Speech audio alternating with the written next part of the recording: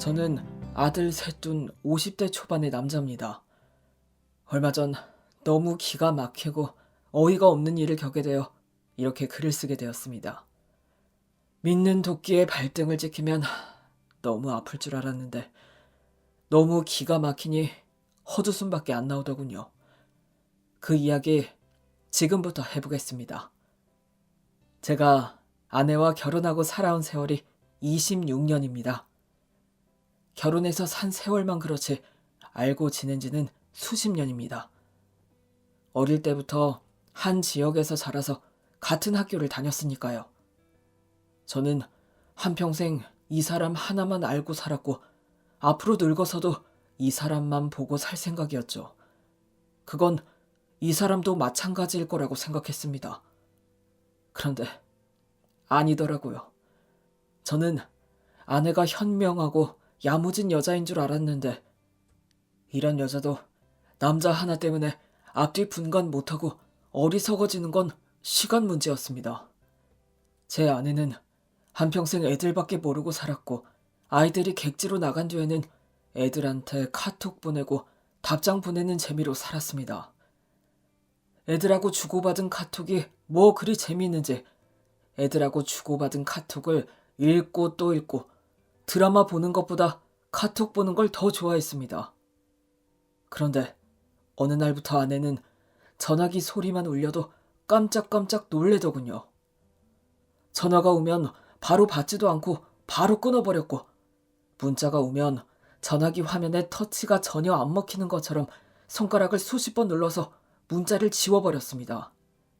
그래서 제가 전화기 고장났으면 바꿔줄까 물으니 그런 거 아니라고 하더라고요.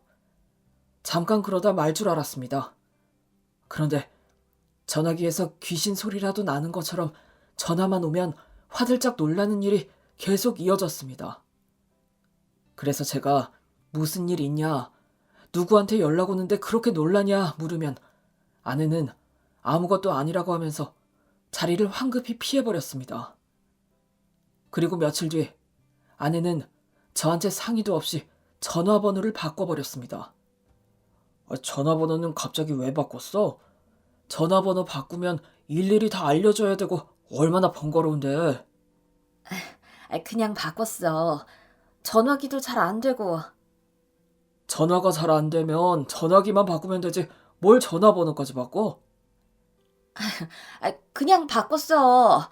내가 내 전화번호 좀 바꿀 수도 있지. 뭘 그리 자꾸 물어? 나는 뭐 전화번호 좀 바꾸면 안 돼? 아내는 괜히 저한테 버럭 화를 내더군요. 뭔가 일이 생겨도 단단히 생겼다는 생각이 들었습니다. 느낌이 안 좋았지만 그래도 설마 바람은 아니겠지 생각했습니다. 어릴 때부터 친구로, 나이 들어서는 연인으로, 그리고 내 아내가 된 이 사람이 바람을 피운다는 것은 정말 상상도 못할 일이었으니까요. 그런데 아내는 바람을 피우고 있었습니다. 아내는 전자제품 AS 센터에서 오래 일했습니다. 고객으로부터 전자제품 수리 요청이 들어오면 전자제품 수리기사에게 연락하는 것도 아내가 하는 일 중 하나였죠. 아내가 만나는 남자는 그 수리기사 중 한 명이었습니다. 아내 말에 의하면 그 남자는 아내보다 7살 아래인데 온 가족이 차를 타고 가다가 교통사고를 당해서 배우자와 아이를 먼저 떠나보낸 불쌍한 사람이라고 했습니다. 원래 그 남자는 대기업에 기술자로 일했는데 교통사고 후 가족을 잃은 충격 때문에 한동안 삶의 의욕을 상실하고 살았다고 하더군요. 그렇게 1년을 넘게 보내고 죽지 못해 살며 입에 풀칠은 해야 하니 다시 일을 시작했는데 그곳이 아내가 일하는 곳이었습니다. 아내는 처음에 그 남자 사연을 듣고 너무 마음이 아파서 막내 동생 챙기듯 챙겼다고 했습니다. 집에서 반찬 만들면 조금 더 만들어서 그 사람 갖다 주고 아파서 일하러 못 나오면 약도 사다 주고 한 모양이었습니다. 그러다 자기도 모르게 그 남자한테 감정이 생겼다고 했는데 그 말은 아마 거짓말일 겁니다. 아내는 일 마치고 집에 오면 주변 사람들 얘기를 저한테 곧잘 해서 아내 주변 사람들은 제가 거의 다 알고 있습니다. 그런데 이 남자 얘기는 그동안 저한테 단 한 번도 한 적이 없고요. 두 사람 사이가 들통난 후에야 그 남자 얘기를 했습니다. 그 젊은 놈한테 처음부터 아무 감정이 없었다면 당연히 그 남자 얘기도 저한테 했을 겁니다. 그런데 발각되기 전까지 입 꾹 닫고 있었다는 것은 처음부터 두 사람 사이에 뭔가 있었다는 것밖에 안 되는 거죠. 아내와 그 젊은 놈은 서로 큰 누나 같고 막내 동생 같다는 이유로 밥도 챙겨주고 약도 챙겨주고 힘들다고 하면 서로 마음도 달래주면서 숱한 시간을 같이 보냈습니다. 아내는 아들한테 연락하는 것보다 그 젊은 놈한테 연락하고 지낸 시간이 아마 수십 배는 더 많았을 겁니다. 그렇게 몇 개월 만나고 다녔고 끝내 일이 터지고 말았습니다.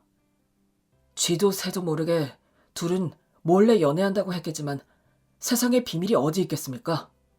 소리 없는 방귀도 냄새는 나기 마련이라 둘이 만나는 것을 어떤 사람한테 딱 들키고 만 것이었죠. 그 사람은 둘 사이를 진작부터 알고 있었던 모양인지 두 사람이 같이 갔던 곳, 함께 있는 모습까지 사진으로 찍어서 아내에게 압력을 넣기 시작했습니다. 둘 사이를 잘 알고 있다. 이 모든 사실을 네 남편에게 알리겠다. 송금 안 하면 아들한테도 알리겠다. 사진과 문자를 아내 전화로 전송했습니다. 아내는 그 사람이 누군지 알아보기 위해서 이리저리 알아봤지만 알 길이 없었다고 했습니다. 그래서 그 젊은 놈이 자기가 알아보겠다며 알아봤는데 그 전화는 대포 전화고 그 사람의 통장도 대포 통장이라서 경찰에 알리지 않고서는 상대가 누군지 알 길이 없다고 했습니다. 경찰에 신고하면 젊은 놈하고 만나고 다닌 것이 소문이라도 날까봐 아내는 경찰에 신고도 못하고 혼자 끙끙 앓았죠. 송금하라고 하면 송금하고 송금할 돈이 없으면 조금만 시간을 달라고 싹싹 빌고 혼자 지옥 같은 시간을 보냈습니다. 일이 이렇게 됐으니 이대로 더 가서는 안 되겠다 싶었던 아내는 그 젊은 놈에게 이별을 선언했지만 그 젊은 놈은 온갖 불쌍한 척을 하면서 아내에게 매달리더랍니다. 와이프하고 자식까지 먼저 떠나보낸 내가 누님 없으면 누가 있냐고, 누님하고 나하고 이 정도밖에 안 되냐고 애절하게 매달리니 아내는 마음이 약해져서 그 남자를 과감히 떨쳐버리지 못했습니다. 그 남자와 계속 만나자니 간이 쫄아들어서 미치겠고 안 만나자니 심장이 아파서 미치겠고 아내는 점점 늙어가고 말라갔습니다. 저는 처음에는 지켜만 보다가 이대로 두면 큰일 나겠다 싶어서 아내를 불러 앉혀서 물었습니다.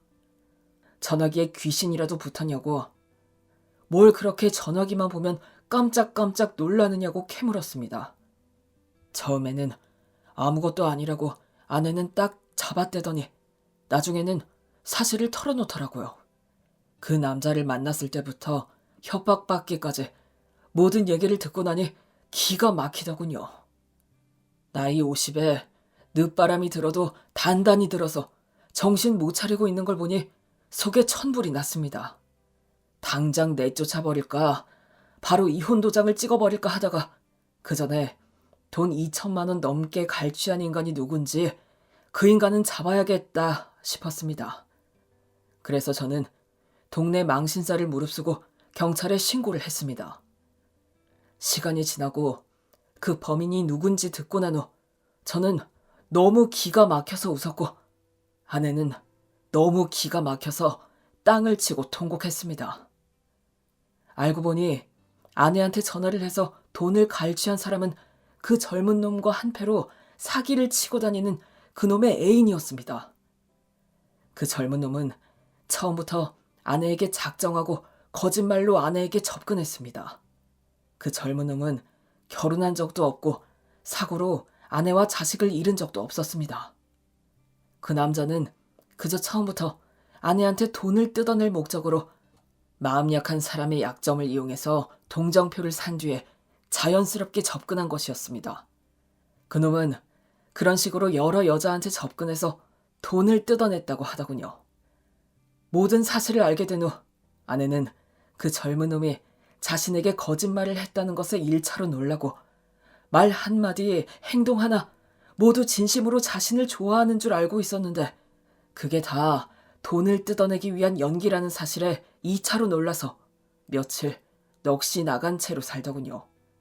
반대로 저는 그 사실을 알고 너무 어이가 없기도 하고 한편으로는 저 몰래 남자하고 바람난 아내가 그 꼴을 당하니 깨소금 맛이다 싶어서 웃음이 났습니다. 그 젊은 놈은 징역 1년, 집행유예 2년을 선고받고 사회봉사 150시간을 채워야 한다더군요.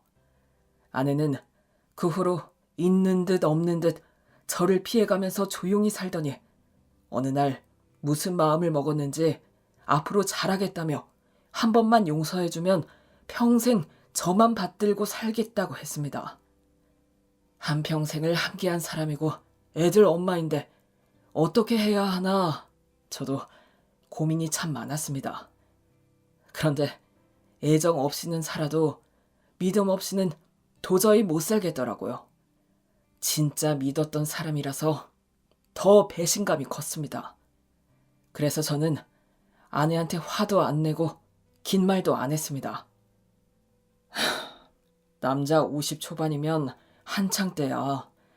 당신은 나 몰래 즐기면서 살았지만 나는 앞으로 당당하게 인생 즐기면서 살 거야.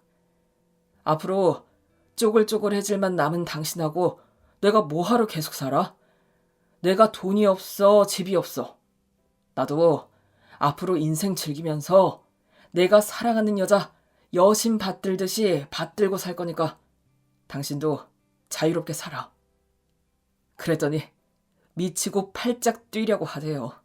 그래봐야 무슨 소용입니까? 있을 때, 잘할 때 잘해야죠. 그날 그 일이 있고 난 후로 저는 인생 재미나게 살고 있습니다.